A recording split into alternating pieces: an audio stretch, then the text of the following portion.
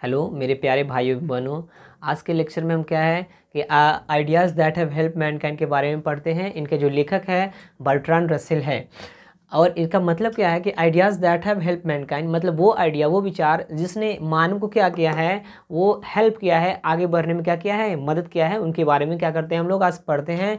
इस चैप्टर के जो लेखक है इनका नाम है क्या, बर्ट्रांड रसेल, और इनके समरी के बारे में आज हम लोग क्या करते हैं, अच्छे से इसको पढ़ते हैं। आइए देखते हैं। Ideas that have help Mankind is a scientific essay written by Bertrand Russell. ये जो ideas that have help Mankind, ये क्या है, एक साइंटिफिक एस्से है जो बर्ट्रांड रसेल के द्वारा क्या किया गया है, लिखा गया है। आपको याद रखना है जो ideas that have help Mankind है, आपसे पूछेगा क्या है तो आपको याद रखना है क्या है, ये एक एस्से है, ध्यान रखना है इसको। In this essay he has focused on the idea that have helped mankind with passage of time. As time passed man became matured. ये तुम्हें बताया गया है क्या कि इन दिस एस्से, इस एस्से में ही has focused on the idea, इन्होंने क्या किया है, एक आइडिया, इस विचार पे फोकस किया है कि मानव को समय के अनुसार मानव ने अपने आप को किस प्रकार क्या किया है, चेंज किया है। और एज टाइम पास्ड, समय बीता गया, बिकेम मैच्योर्ड, और जब समय बीतता चला गया और उसके साथ ही जो मानव है, मैनकाइंड है, वो मैन अपने आप में, जो ह्यूमन है, वो अपने आप में क्या कर रहा है, मैच्योरिटी आ गया, धीरे धीरे बदलाव आना शुरू हो गया। And he became morally strong, और वो अपने है ना मोरल तरीके से क्या हो गया, जो मैन है, ठीक है, वो स्ट्रॉन्ग होता चला गया।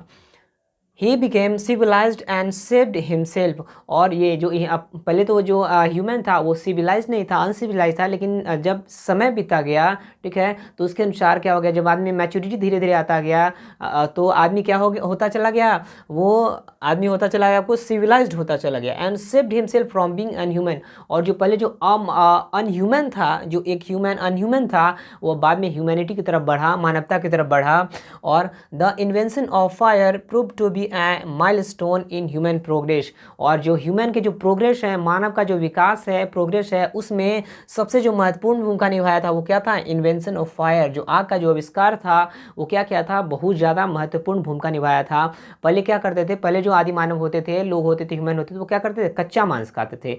लेकिन बाद में जब इन फायर का जब इन्वेंशन हुआ उस समय, ठीक है, उसके बाद से आदमी क्या खाने लगा, पका हुआ मांस खाने लगा, तो वो है ना बहुत ज़्यादा क्या लगा था, टेस्टी लगा था।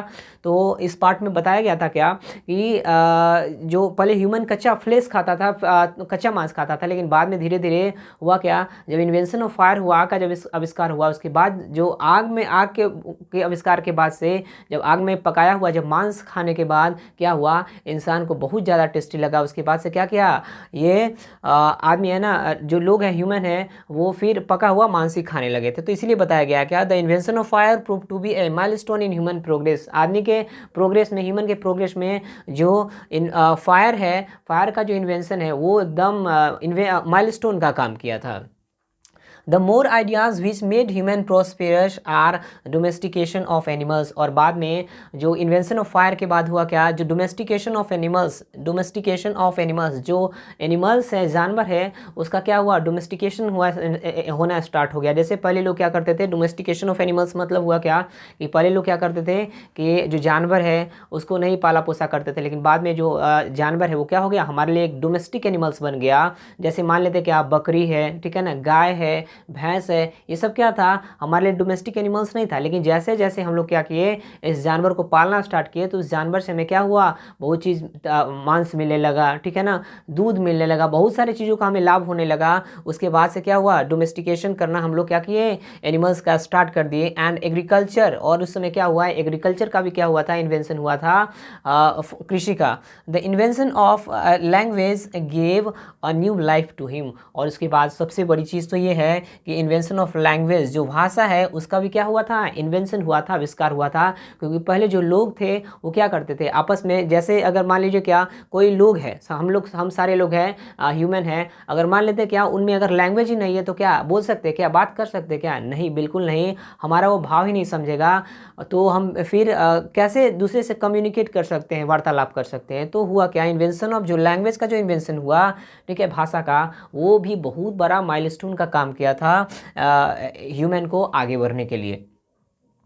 अब आगे है क्या, later the invention of printing press and the art of writing made him socially culturally and morally strong. और बाद में लैंग्वेज के इन्वेंशन के बाद हुआ क्या था, इन्वेंशन ऑफ प्रिंटिंग प्रेस, जो प्रिंटिंग प्रेस है उसका क्या हुआ, उसका इन्वेंशन हुआ। बाद में आर्ट ऑफ राइटिंग मतलब जो लिखने की जो कला है, ठीक है, उनका भी बाद में क्या हुआ था, इन्वेंशन हुआ था। मेड हिम सोशली, ठीक है ना, सामाजिक तौर पे, सांस्कृतिक तौर पे, कल्चरली एंड मोरली, नैतिकता के तौर पे और ज़्यादा जो ह्यूमन है वो क्या हो गया, मानव, और स्ट्रॉन्ग होते चला गया था।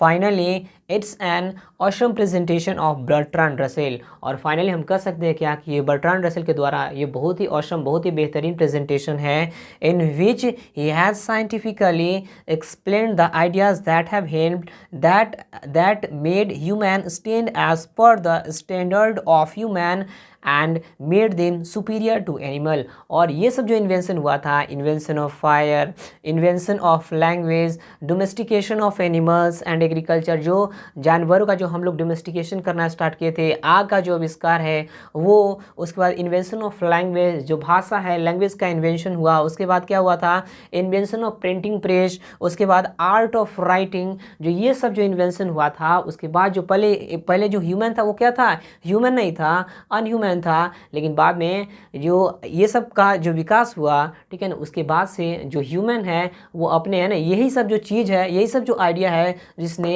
एक ह्यूमन को आगे बढ़ने में क्या किया था, मदद किया था। और ये जो पार्ट है क्या, बर्ट्रांड रसेल के द्वारा ideas that have help Mankind, आपको याद रखना है क्या, ये है क्या, एक इससे है, आपको ध्यान रखना है। और किनके द्वारा लिखा गया है, बर्ट्रांड रसेल के द्वारा।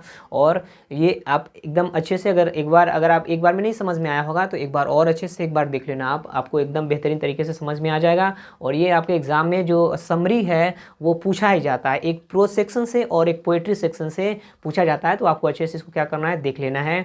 अगर आपको अच्छा लगा हो तो लाइक, शेयर और सब्सक्राइब कर दीजिएगा, ठीक है। Thank you.